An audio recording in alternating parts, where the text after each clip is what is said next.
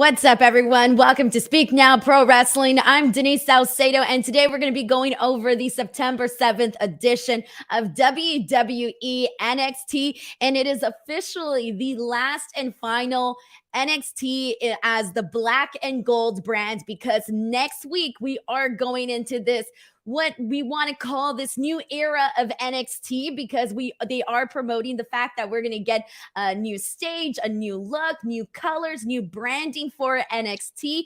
And all I have to say is this: before we get into the actual recap of the show, is that I honestly really enjoyed today's episode of NXT. I thought there was a lot of good in-ring work that we saw here today. I thought a lot of people came off as very impressive.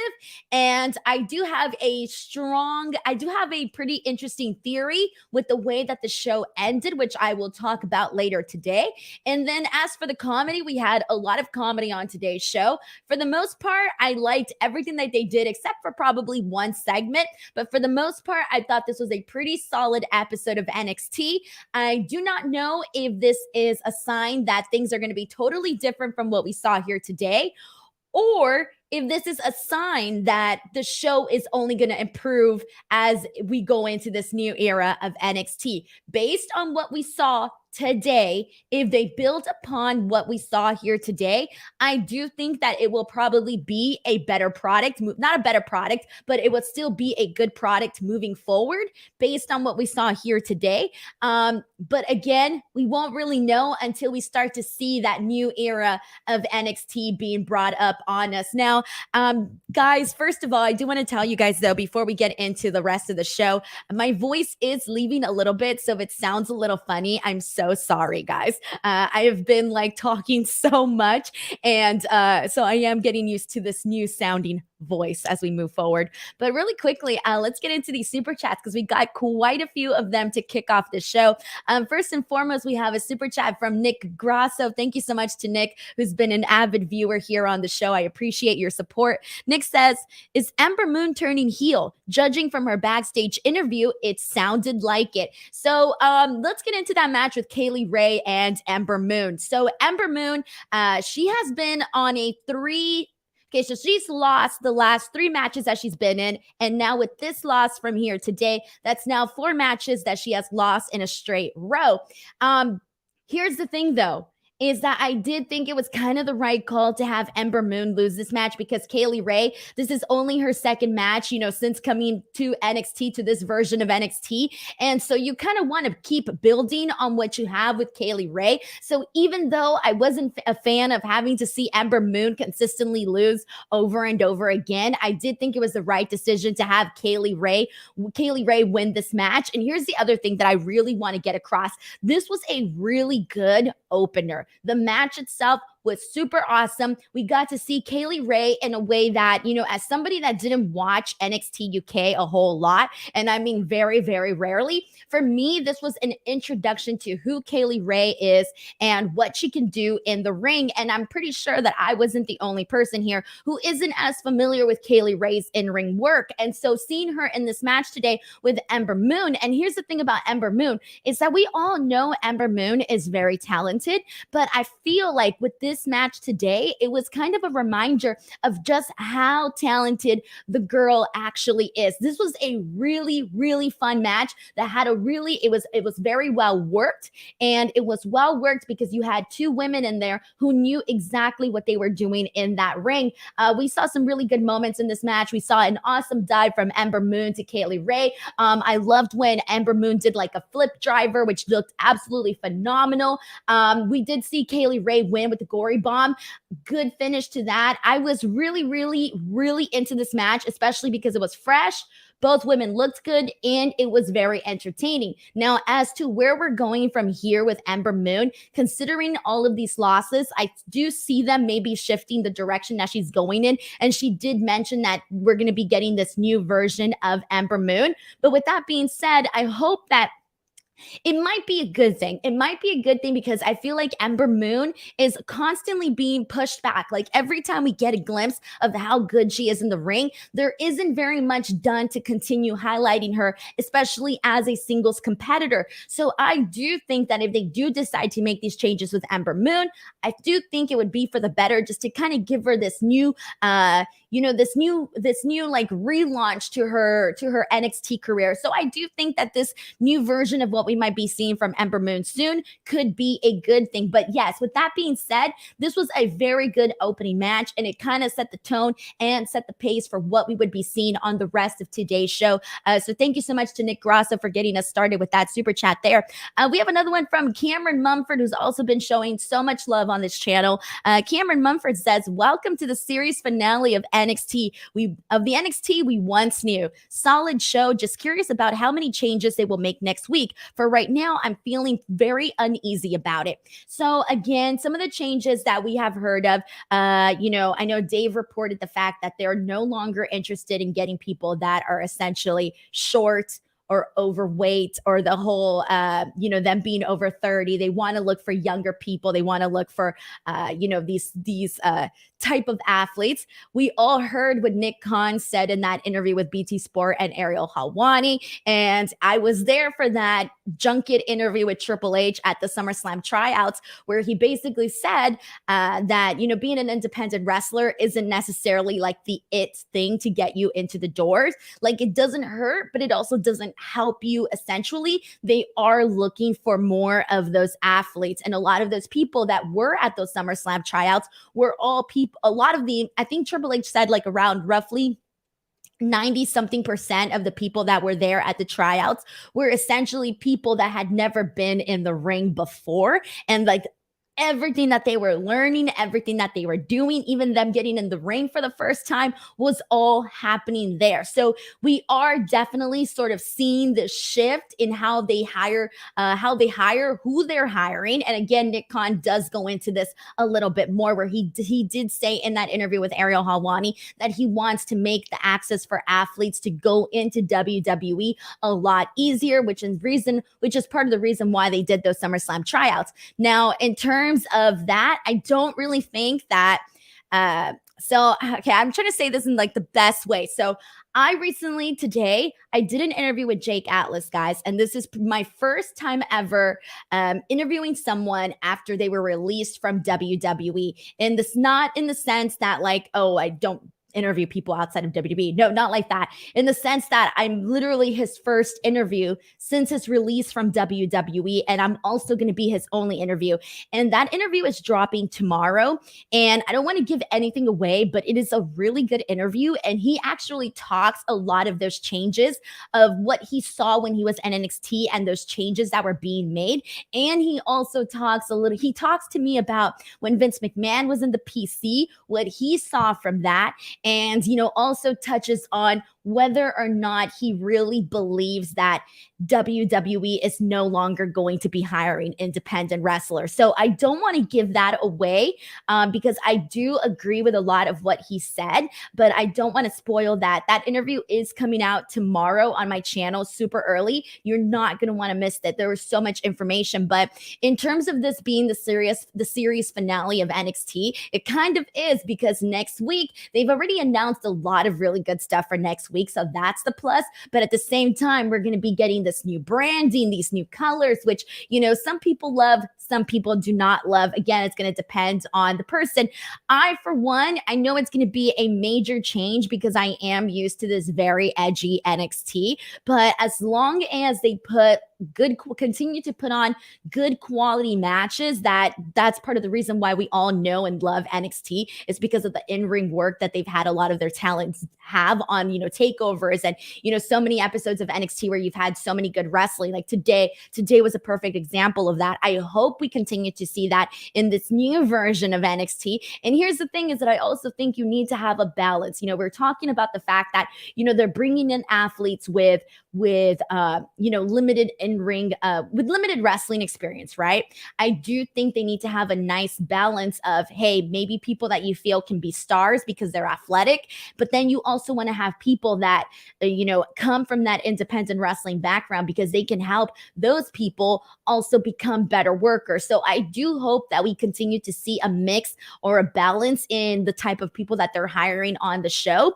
So we'll go ahead and see. But I think today, if today was any indication of what it's going to be like moving forward, then I do feel a little bit more confident, or not, a little bit more hopeful in what the future of NXT is going to look like. So thank you so much to Cameron for sending in his super chat and expressing his concerns over here. And we do have another super chat from Zeke Jackson, who says, time to mark out for Denise. Deep Denise. Guys, this has been like this last month has really been one of the most wildest months in my life. And there are a lot of things that are coming up that I'm very excited I will be sharing shortly. Once my T's have been crossed and my dots have been I don't think I'm saying that right. Once my T's are crossed and my I's are dotted. There you go. I got to cross my I's, dot my T's. No, dot my I's, cross my T's. Oh my gosh. You guys know the saying. Thank you so much to Zeke Jackson for sending in this very kind comment here. We got another super chat from Brandon Charles Powell, a good friend here to the channel, says, I shall eat some ice cream in honor of the end of the era. Have a great post show. Guys, this, you know what? It hasn't really, can I just say, it hasn't really hit me that this is the end of this black and gold era. I don't know why it hasn't hit me. I don't think it's going to hit me until next week when I'm seeing like all of these new colors and these new things, because I know that these changes are not all going to happen on next week's show. Like all of a sudden, next week's show, yeah, it's going to look different, but not everything is going to be different, in terms of like the storylines and the in-ring work and the talent that we're seeing. But at the same, so I think for me, it's like it hasn't really hit me that this is the end of this black and gold NXT. It hasn't hit me yet. Maybe it will next week. I don't know. I don't know what's wrong with me, but I think part of me is just like, I am hopeful, guys. I am hopeful because I do care about the NXT brand. If I didn't, I wouldn't be here each and every single week talking about it with you all. We got a super chat from Malcolm Mitchell, who says, thoughts on Kevin Owens news? Ask if he's AEW bound. So BTW, if you guys want to know what is going on, with Kevin Owens, you guys could go over to Fightful Select, because they did report that Kevin Owens' contract is up January of 2022, which is really what? September, October, November, December. We're looking at 4 months, guys. 4 months left for Kevin Owens' contract in WWE. And yeah, it may sound like, oh, well, you still got plenty of time. This year has absolutely flown by. So I feel like these months are going a lot faster. Before we know it, we're going to be here talking about Kevin Owens. And I almost feel like we're going to be kind of doing like the same thing that we were with Adam Cole, for a couple of weeks there on almost every single wrestling podcast and every single wrestling news video. People were asking, is Adam Cole going to stay with WWE? Is Adam Cole going to go on over to AEW? What is going to happen there? So I would not be surprised if in January, unless, obviously so much can happen in these next 4 months, but I would not be surprised if in January, we're sitting here asking ourselves, is Kevin Owens going to stay in WWE, or is Kevin Owens going to go elsewhere? You all saw that Mick Foley video that was posted today on social media, where he essentially kind of basically says that he feels that there is a problem right now with WWE, and he kind of addresses a lot of those issues. He does so in a very, very clear and concise manner. He was able to say a whole lot in a short amount of time. That video was only like about 1 minute and 14 seconds, yet in those 1 minute and 14 seconds, he said a whole lot. And considering that this is coming from somebody like Mick Foley, that is why this video essentially like skyrocketed and went viral on, wrestling Twitter and wrestling social media sites, because a lot, people respect Mick Foley and people respect what he has to say. And I do think that he was spot on with a lot, pretty much everything that he had to say today. And so that was very interesting to see that as well. And so when you bring up Kevin Owens and the fact that we just lost Adam Cole, we just lost Daniel Bryan, and other people that I'm sure they wanted to keep on the brand, this is definitely going to be a time to make some changes so that, people don't continue leaving, because losing Kevin Owens would not be a good thing. I think that Kevin Owens is somebody that has brought so much to the WWE roster. When they didn't have anybody for Roman Reigns to work with, who did they pull up? They pulled up Kevin Owens, and they had so many incredible matches. And Kevin Owens is that guy that no matter what match he's in, no matter who he's wrestling, no matter what show he's on, it doesn't matter. He always brings a lot of fire and a lot of energy, and he always makes things very, very exciting. So I would not want to lose Kevin Owens. If I'm the one running the company, I would not want to lose Kevin Owens there. So thank you so much for bringing this up. We got another super chat from Brandon Rosen, who says, did you catch the stage setup in those NXT teasers? It looks to me like they're kind of copying AEW's design, specifically the lights, fixtures, thoughts. I do not think that they're copying AEW, but part of the reason is that I only saw so much in the tease, but I don't think so. I think that light fixtures, like lights are lights, guys. Like lights are lights. Like I'm not going to be like, oh, like they're copying or anything like that. At the end of the day, lights are lights, and WWE does have really great production. And when it comes to production, they know what they're doing. And for the most part, they always nail it on the head when it comes to production. I am actually very excited to see what the new, and I know that we saw like drawing, like sketch drawings of it in that teaser video. And from the looks of it, it looks pretty open. It looks like the seating is like, from what I saw in the video, it's like kind of like pointing in forward, which I'm cool with that. I think there were like some, I don't know if they're going to be like banners or screens like on the side, but that's what it kind of looked like to me. I like the idea of making the space feel more open, because that is something that we definitely need for it to feel more open. So thank you so much, Brandon, for sending in this super chat here. And welcome to Dave Ando, who is a brand new member here on the YouTube channel.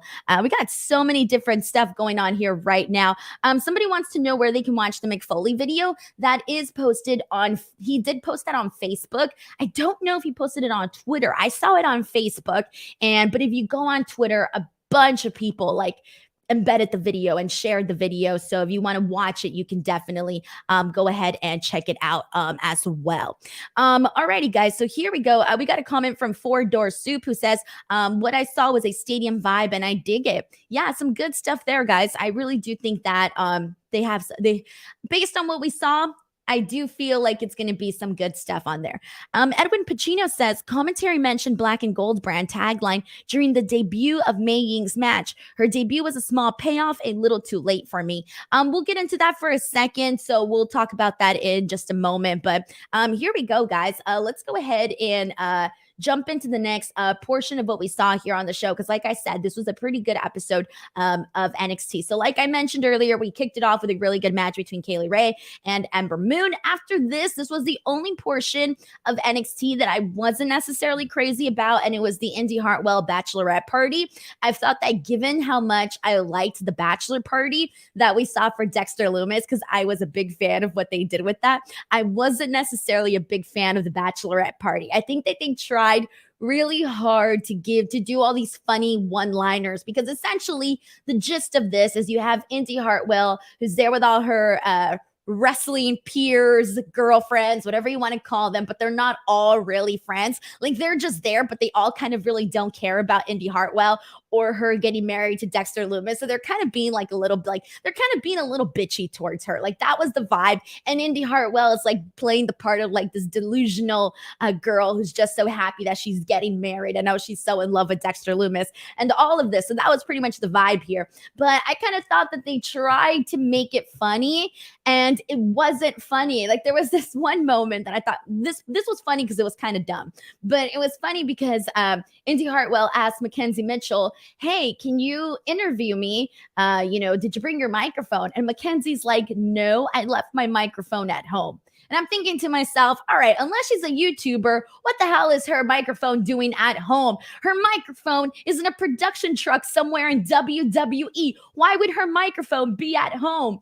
So I did think that was a little bit funny. But either way, Candice LeRae kind of does a little speech, and she basically just says that she's happy for Indi, that at first she wasn't, but now she is, because Dexter Lumis really loves Indi, and that has become clear. But then they made some other jokes that I just didn't really think were all that funny. Like they had a flip-flop TikTok line that didn't really hit the mark, and then out of nowhere, Indi Hartwell and Candice LeRae kind of just leave. So I kind of did not really care for this segment. I thought it could have been a lot funnier, especially because for the most part, I do want to give credit where credit is due.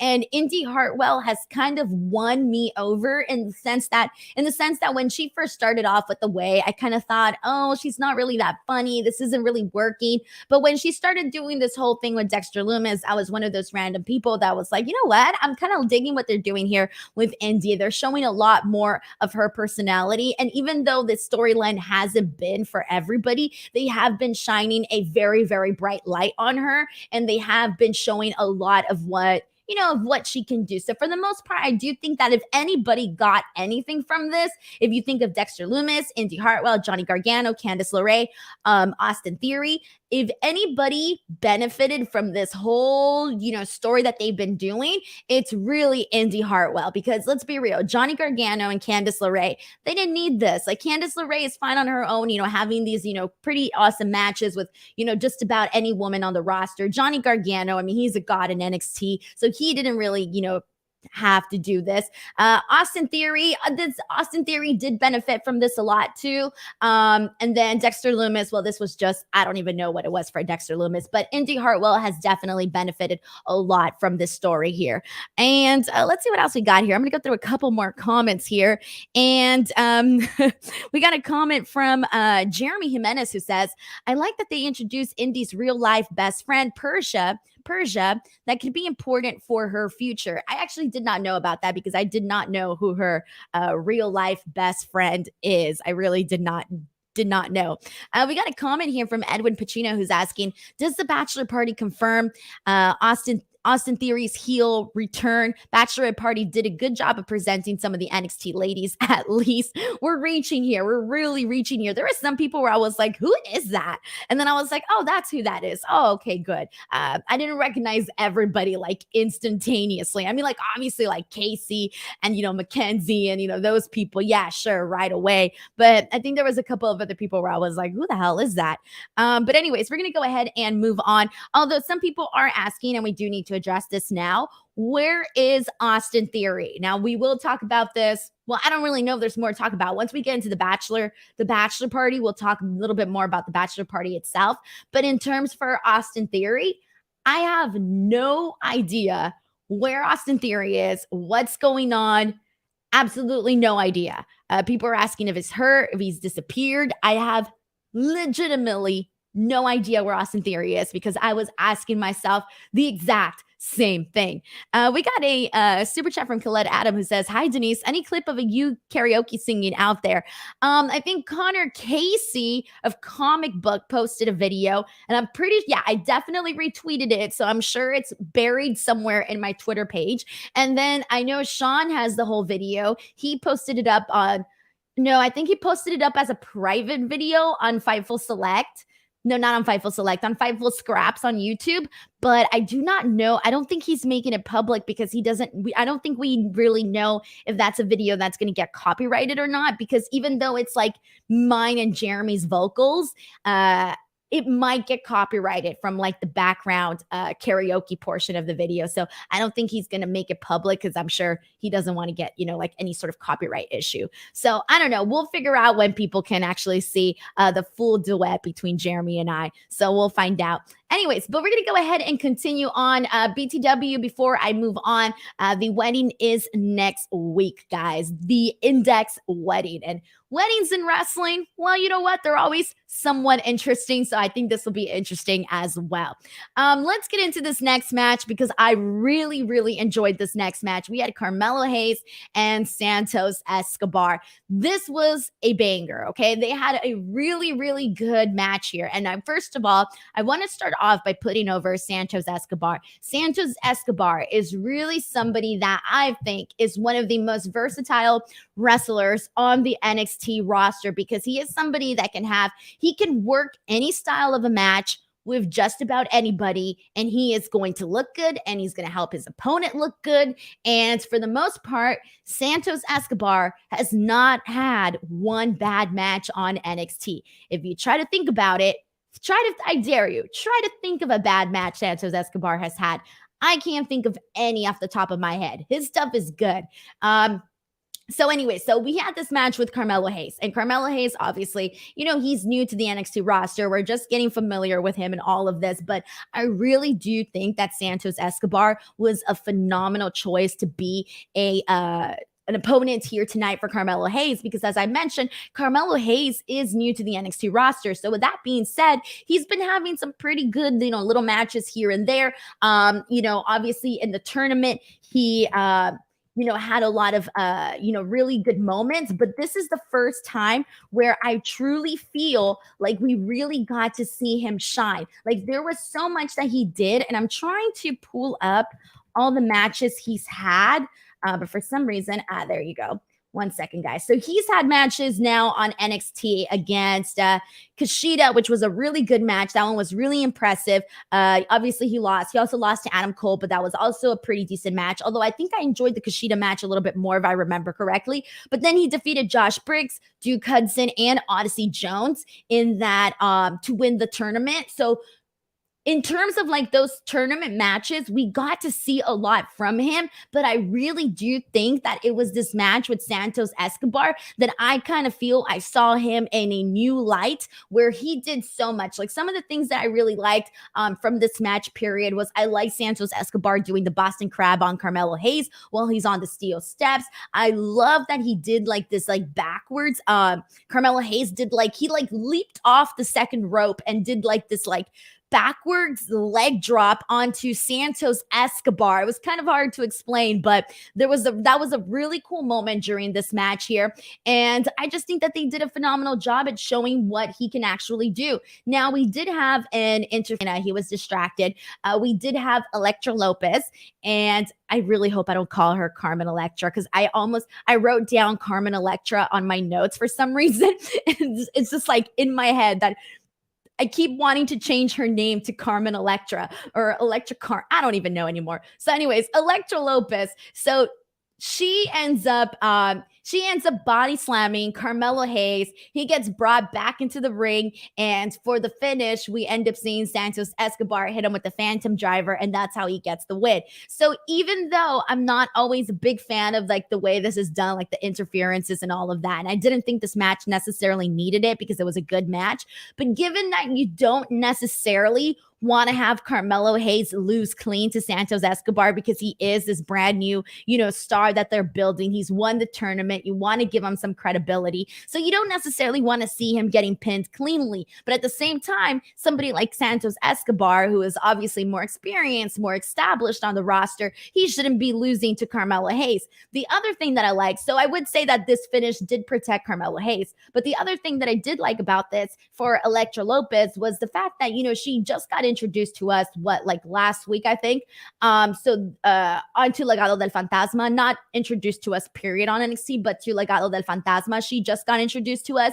And so I kind of felt like this gave her a little bit, something to do. It gave her a little bit of character where, she's out there, she body slams the guy. It looked impressive. So now she kind of serves, a bigger purpose here being part of Legado del Fantasma. So I also thought that this was good. This was beneficial to her and her character as well. So overall, for the most part, I would say that this was definitely a thumbs up of a segment. So someone's saying Carmelo Electra. Man, you guys are just gonna mess me up, guys. Like on AEW, I always want to say, and I have said it a million times, I always want to say Jurassic Park instead of Jurassic Express. Oh, and I feel like this Electra Lopez thing is gonna like, oof, it's gonna mess with my brain, guys. It's gonna mess with my brain. But let's see what else we got here. We got so many different comments about this. We got a comment from Malcolm Mitchell who's asking if Santos could be the next big Latin star. A question we've been asking of every Latin superstar in the last few years. Dude, like, we have been asking ourselves this for a while, you know, but if I had to pick anybody, I would definitely say that Santos Escobar is that guy. Like, they got it. Like, this is the one. I mean, obviously because he's been on the NXT brand, but they haven't messed him up, or they haven't really like, they haven't done anything to Santos Escobar where you're like, oh man, like they completely buried him or something like that. Like, that hasn't happened to him. And for the most part, everything that they give him, they make it work. I already put him over in terms of everything that he can do. So I do think that Santos Escobar could be that big Latin star that they've been supposedly looking for. And I don't even know if I believe that anymore. I feel like we all just automatically believe that. I don't even know if I fully believe it anymore. But anyways, like, honestly though, that they have something there with him. And even when Santos Escobar, like, just his presence alone, man, when he comes out, he always comes up with some, you know, awesome getup, and he just looks fantastic. Jeremy says that Santos is arguably the most consistent performer on NXT, and I do definitely agree with that here. Let's see what else we got here. A comment from Zane Miller who says, this was a good match, but did Santos really have to win? He's not even in the four-way for a title shot. Could have been a good win. I think he did have to win, guys. Like, it wouldn't have been believable to see Carmelo Hayes defeat Santos Escobar, and they've done a lot with Santos Escobar, but he's still not made on that roster. Like, he's still not a made man on that roster. So I still think that they could still mess him up on that roster. And I don't want to see that happen because they have something there. Pretty much everybody putting over this match here with Santos and Carmelo. We got a comment from Christopher Segovia who says Santos Escobar is el mero mero, el jefe del patrón. Yeah. El jefe, el patrón, excuse me. And let's see what else we got here. We got a comment from Justin Martin who says Carmelo was very impressive. He did some really cool, innovative stuff. He did. Justin Martin also says, does feel like something main roster would do, making him lose to halt his momentum from winning the tournament. See, I didn't think that this halted his momentum. Like, they didn't have to do this match with him and Santos Escobar. Like, they could have easily had Carmelo Hayes beat like some nobody that we don't even know, or he could have beaten somebody else. Like, they didn't have to do this match, but given how impressive he came off in this match and that they found a way to sort of not have him lose cleanly, I didn't think that this halted much of his momentum. Again, I do think that it was the right call to have Santos Escobar win there. And alrighty, guys, here we go. Let's go ahead and move on. So after this was another I was very impressed here, guys. So here we go. Let's get into this match. So we had Julius Creed and Brutus Creed, the Creed brothers, take on, I didn't get their last names, damn, Chucky and Paxton. If someone wants to fill me in on their last names, I just wrote Chucky and Paxton. Anyways, against Julius Creed and Brutus Creed. I gotta say, okay, so Julius and Brutus, the Creed brothers, are now part of the Diamond Mine. So you guys know, if you've been watching my streams every week, I've been a little bit mean to the Diamond Mine, okay? I've been kind of crapping on them, okay? Because I've been terribly bored with the Diamond Mine, all right? Like, I have not been impressed whatsoever with the Diamond Mine since their conception on the NXT roster, okay? I will say this much. I'm liking what they did here in terms of adding the Creed brothers to the Diamond Mine. They really spice things up for them. These guys they were impressive. I was so impressed when they came out. I was like, who the hell are these guys? I didn't know what to expect, but they came apart. They are legit amateur college wrestlers. So they do have like some pretty legit credentials here. And then like just looking at them, like based on their size, based on their styles, based on the explosiveness that they brought during this match, like in terms of like even the suplexes that they were doing were like, ooh, like they hit the good spots, man. I seriously think that they can be like the modern day version of the Steiner brothers. And you have not seen a team like the Steiner brothers in a very, very long time that, combines, this like brute force, athleticism, and, the type of explosion, this energy. You haven't really seen much of that. And I do think that they could be a version of that on NXT. And that is definitely needed. Just with them being included onto the Diamond Mine, dude, just like that, I'm interested in the Diamond Mine. I wasn't interested the last couple of weeks. Tonight, they made me interested in the Diamond Mine, where I'm legitimately looking forward to seeing what else these guys do. But anyways, they ended up winning this match fast and quick. And thank you so much to Pomi Wrestling. Pomi Wrestling confirms that it was Chucky Viola and Paxton Everall. So I didn't get their last names there. So there you go. But we got a lot of people basically saying that they like this team already. Let's see what else we got. They like this team already. We got Marvin saying that the Creed brothers had a great debut. They could be future NXT tag team champions. And like, here's the thing is that I'm a fan of MSK and I think MSK is really fun and all of that good stuff, right? But in terms of like just seeing what the Creed brothers did here today, and obviously, they're only gonna get better from here. They're only gonna improve from here. I do definitely think that it would be the right call down the line to have them be NXT champions, because based on what we saw alone today, they have a certain attitude that is definitely believable, and I could totally see them just manhandling the hell out of MSK. Let's see what else we got here. This is coming from Patrick, who says the Creed brothers were impressive. Looks like the new Steiner brothers, American Alpha. Always good to have these types of teams in the tag team division. And yeah, they definitely need to bring a nice, versatile flavor to that tag team division. They really, really do. Brandon Charles Powell says the Creed brothers are throwing guys around and slapping guys around. Love it. Definitely here for this. Definitely here for this. And so Brandon also posted, oh my God, the Creed brothers would cream MSK. I feel so bad for MSK. Like, I like their style, but they don't come across as like badasses. Like, they don't have that. They need a little bit more edge. The MSK is too, I don't know. They're fun. Like, I love watching their in-ring stuff. Love it. But the characters need a little bit more work. I will say that much. But I think once they like make their characters like a little edgier, I think I would like that a little bit more. But anyways, good match here. The Creed brothers won fast and quick, and I finally have some interest in the Diamond Mine. And here we go. We're going to move on to this next match here. But before we do, I just want to remind you guys all, if you haven't already, head on over to my YouTube channel, youtube.com/Denise Salcedo. I have literally uploaded every single scrum video from AEW's All Out event.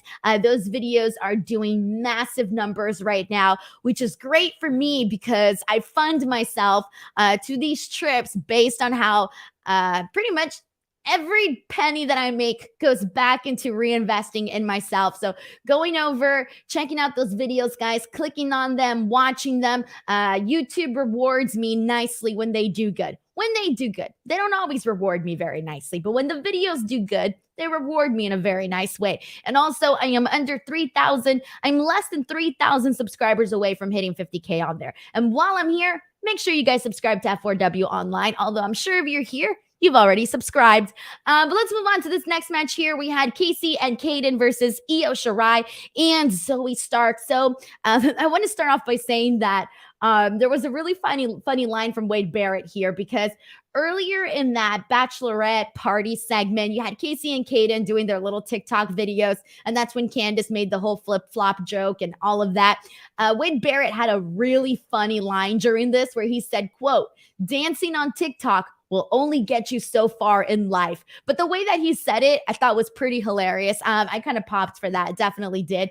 I liked this match, guys. This continued that flow of really good in-ring wrestling. The thing that I liked about this was that each and every single woman that we saw in this match, they were moving so fast. They were working at a really fun speed. I thought that both teams did some really good, tag team work together. Man, Kacy is just like, look, if they're going to be bringing in athletes with no experience whatsoever, I hope they keep finding people like Kacy, because Kacy legitimately goes out there and does these things where I'm just like, what the hell? Like, she looks phenomenal, and she has gotten so much better at incorporating her athleticism into her wrestling. Like, she's always been able to do like those cool things, but now she's incorporated more into her wrestling where it actually flows a little bit smoother.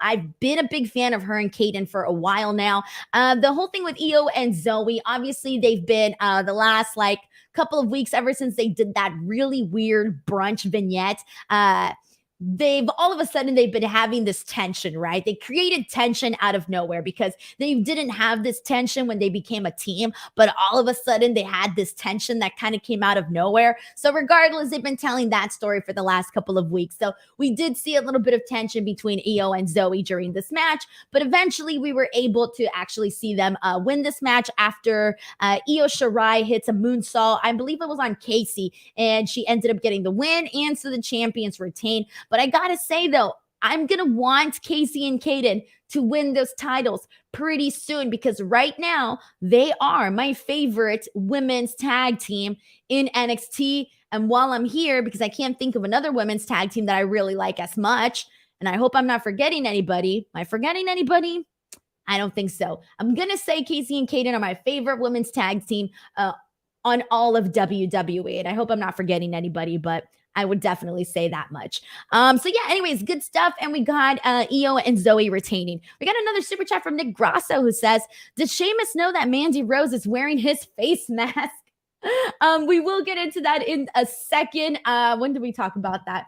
Oh yeah, thank you. Actually, right now. Thank you so much, Nick Grasso. I almost completely skipped all over that. So after this tag team match, we had Mandy Rose, Gigi Dolan, and JC Jane essentially coming out and attacking both Kacy and Kayden after this match. And Mandy Rose is now wearing that Sheamus face mask for her nose, for I don't even know what anymore. She comes out wearing that, and this all ties into what we saw last week when she had that match against oh my gosh, was it Xia Li? Yeah, I think it was Xia Li. No, hold on one second, guys. I'm having a blank as of this moment right now. But anyway, so she gets drop kicked in the face, and she had, never mind, it was Saray. Sorry, guys, I was blanking for a second. Xia Li hasn't even been here right now. So she had that match against Saray, and Saray essentially does this like running drop kick right into Mandy Rose. And that's when that whole match ended like really weirdly, where she ended up getting counted out, and they pull her out and they protect her face and they're covering her with the towel. It was really, really weird. So now she's all of a sudden doing this like thing where she has a face mask. So I'm just like, all right, cool. This is not really what I expected them to do with Mandy Rose right now. So I hope it's going somewhere. I don't want to see her wearing that face mask like 24/7. But for right now, it's perfectly fine. You know, she's definitely selling, that drop kick that she got from Saray. So good stuff there.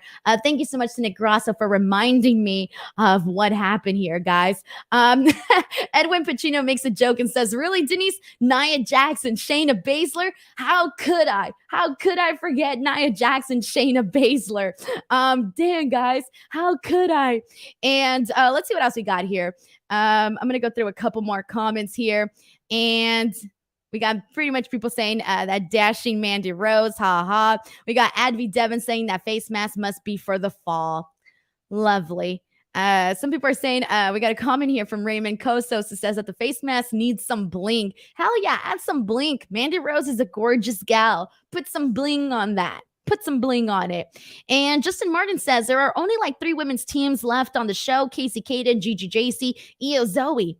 You're right. Who else is left? We got Shotzi and Tegan over on SmackDown. We got Natty and Tamina. We got Shayna and Nia, who fight like every other week. We got this new team of Rhea Ripley and Nikki Ash, but they just started, so you can't really say that much about them yet because they really just started. God, who am I missing? God, who else is there? I'm blanking right now on what other teams we've got.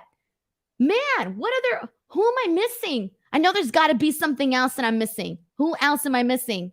Thank you. Candice and Indi, completely forgot about them. I wouldn't say Frankie Monet and Jesse are necessarily a team. They haven't really been like an actual team. So I'm going to say I will probably nay that one.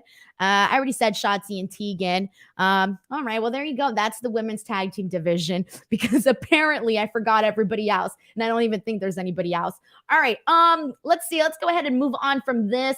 Let's get into the segment that I did enjoy here. Well, I've enjoyed a lot from the show, but we got the bachelor party. This was fun, guys. At first, I thought, oh my God, this is going to be as lame as the bachelorette party, but it wasn't. It was actually pretty damn hilarious. So we had Dexter Lumis and his guys, and by his guys, I mean Johnny Gargano, Cameron Grimes, the Zombie, Odyssey Jones, Drake Maverick. Cameron Grimes pays for his bachelor party, and they go go-kart racing, they go axe throwing, they go laser tag playing. And before we get into like the actual segment, so guys, so when I was doing X-Pac 12360 with Sean Waltman, he told us a story about Triple H's birthday party. I forgot which one. So they had like this big birthday party bash, right? And he was telling me that they had axe throwing at the birthday party. And one of the people that was like so into the axe throwing was Vince McMahon. And the second I saw that they did this axe throwing segment, I was like, I know why they're doing this. Triple H is a fan of axe throwing. Vince McMahon is a fan of axe throwing. So I like that they incorporated that because I knew this backstory. So I kind of made the connection between the two. And I thought it'd be a pretty interesting little tidbit because when I found out the story, I was just like, ooh, now I have this visual in my head of Vince McMahon, doing the axe throwing game there. So there we go. Anyway, so we get into this, adventure that all these guys are on, their boys' night out for the bachelor party. And what we see throughout this like whole entire thing is that obviously we know that they're telling the story that Dexter Lumis is a creep and Indi Hartwell's essentially marrying her stalker and all of this, right? So throughout it, you kind of see Dexter Lumis do these things that like only a serial killer would know how to do. So when they're playing laser tag, he's like making the guys like pass out by putting like that little like white towel on their nose and they're just like falling to the ground. And so that's how they're winning those laser tags. In the axe throwing, he's the one who teaches Johnny Gargano how to properly throw an axe. So I kind of thought that it was funny that they found little ways to add to his like serial killer vibe of a character that he does. So I was a fan of this too. Towards the end, we see I forget who, somebody shoves Johnny Gargano right into Johnny Gargano's hand right into Dexter Lumis so that they do like this like high five where they kind of like touch hands. And so you see them touching hands and then it kind of like goes into this like flashback where you start to see a bunch of little clips from their day out and all of these like weirdly bonding moments between Dexter Lumis and Johnny Gargano. So it's almost like because they touched, they kind of had like this like bromance. So I guess you can say that Johnny Gargano is now like a fan of Dexter Lumis. I don't really know. That's what I got from this. If you got something totally different from this, please let me know because that's what I got from this here. But yeah, this also raises the question, where is Austin Theory? We do not know. But either way, this was a really fun segment here. I was a fan of this, guys. Let's see what else we got here. We got a comment from Pomi Wrestling who says, I haven't cared about most of the Index storyline, but this segment was legitimately hilarious. It really was. I think aside from like, remember when they did that whole thing with Poppy, the singer, that whole segment with William Regal, Triple H, Poppy, Dexter, and Indy catches them hugging. That was the best thing that they did with this Index storyline. And I would say this is probably like maybe the second best thing that they've done with this. We got Grande Hero who says, it was funny how they confirmed Dexter being an axe murderer. They literally, now we know Dexter Lumis' weapon of choice. He is an axe murderer. Oh, God. That's probably not the best thing. And thank you. Brandon Rosen confirms that it's chloroform. I did not know, guys. I'm not an expert serial killer here. I can't give all of my serial killer expertise. I've got none. Let's see what else we got here. We got Edwin Pacino basically saying that this was brilliant. Odyssey Jones pushed Gargano. Brilliant payoff. Thank you so much. I couldn't remember who pushed who. Dang, guys. BTW, like, I finally had a good night's sleep last night. I got a nice 10 hours of sleep. As you guys know, I went like almost like more than like 24 hours without sleeping, unless you want to count that like terrible plane nap that I had, literally sleeping in an upright position, which was absolutely no fun. And I'm finally starting to feel a little bit more like myself, but I definitely still need to get back into like, I don't know, this different wavelength. All right, here we go. Let's move on. All right, let's talk a little bit about what is going to be happening next week. So next week we got, first and foremost, we got we're going to get the new NXT, new colors, new branding, new stage, etc. So we're getting that. But on top of that, we're also getting Raquel, who is Raquel versus Frankie Monet. Frankie Monet versus Raquel. We've been wanting this, everybody. Woohoo. It's finally going to happen. We'll see how it goes from here. I feel like, I don't know. Part of me was thinking, like, do they want to start off this new NXT, maybe crowning a new champion? I don't know. I think it would be kind of interesting to do that, but at the same time, it doesn't really feel like, I don't know. It doesn't feel like the story here is that Frankie Monet is going to become the champion. I still feel like they still got a lot left in Raquel Gonzalez. It's just that they don't really have much story for her. So I don't know if they're going to maybe start off the NXT with a new this new version of NXT with a new champion. Who knows? So we'll see what happens there. But anyways, we got the next week. We also have a number one contenders fatal four-way match, and this is going to be awesome. So I'm really looking forward to this match because we have Tommaso Ciampa versus LA Knight versus Kyle O'Reilly versus Pete Dunne, and whoever wins this match is going to go on to face Samoa Joe. Honestly, looking at the people that are listed here, I do not mind. I want to see either Kyle O'Reilly or Pete Dunne or Tommaso Ciampa win this, although it could be LA Knight, just because we mentioned this a couple weeks ago. He could be just an easy, quick challenger for Samoa Joe, because none of these guys, Kyle O'Reilly, Pete Dunne, or Tommaso Ciampa, I think they're going to win the title right now from Samoa Joe. I don't think so. So I do have a feeling that even though I want to see Ciampa or Kyle O'Reilly or Pete Dunne win, I have a feeling that it's going to be LA Knight, just to continue, furthering, having Samoa Joe be the champion a little bit longer. I don't think anyone's actually going to buy that LA Knight is going to defeat Samoa Joe for the title. So we'll see what happens there and how they end up playing the story. Also next week, we have the wedding. So there is going to be so much to legitimately talk about next week. Alrighty, everybody. We got a comment from Cameron Munford who says that he's calling it now the title change for the women's championship. Oh, see, I wasn't the only one who kind of felt that, like this was happening here. And Justin Martin says that the Raquel versus Frankie title match came completely out of nowhere. It kind of did. They only had they had that backstage segment a couple weeks back, and then I think they did something else. I can't even remember anymore. So it really did come out of nowhere here. And we got a comment from Christopher who says that LA Knight is going to win and that I'm right about that. I definitely think so as well. We got Jeremy basically saying that LA Knight is an ideal sacrificial lamb for Samoa Joe. Brandon Charles Powell says Ciampa and Samoa Joe smacking each other around would be nice. Dude, their interactions together in that ring, in that match, is going to be chef's kiss, guys. Chef's kiss. That's what I'm looking forward to. Thank you, Brandon. Now I'm really looking forward to it even more. All right, guys, let's do this.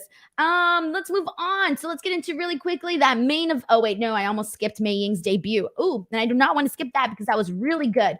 Mei Ying's debut, guys.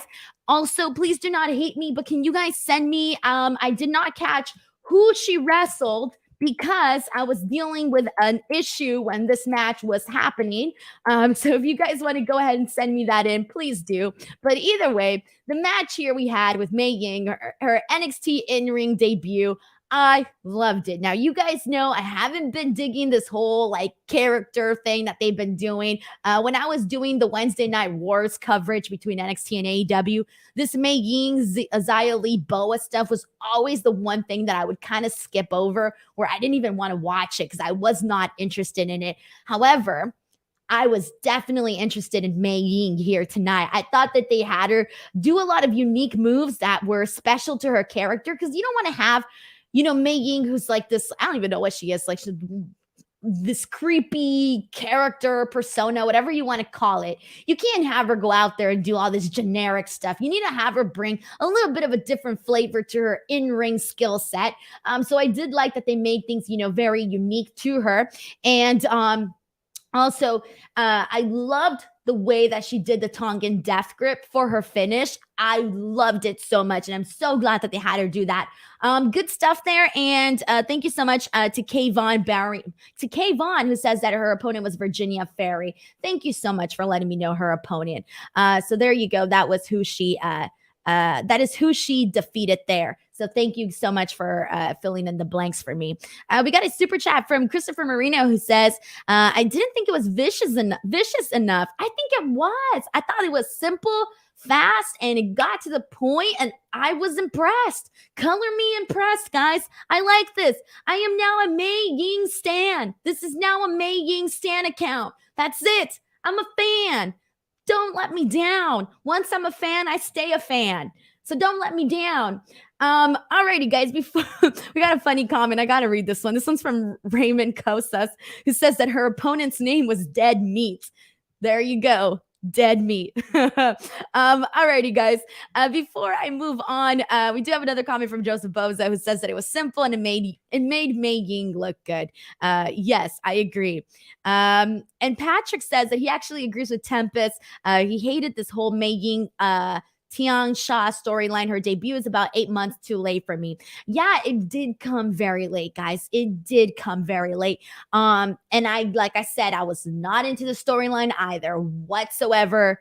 Zero interest. But you know what? I'm on board right now. I'm on board. That's the good thing. All right, and lastly, let's get into this main event, guys. All I want to say here, we had MSK, Oney Lorcan, and Danny Burch. This was a good match. MSK won, good title defense. Both teams looked good. However, the finish, I don't have a good feeling about it, guys. I don't have a good feeling about it. I don't know. Maybe I'm over-exaggerating, but after the match, we had Pete Dunne and Ridge Holland turn on both Danny Burch and Oney Lorcan.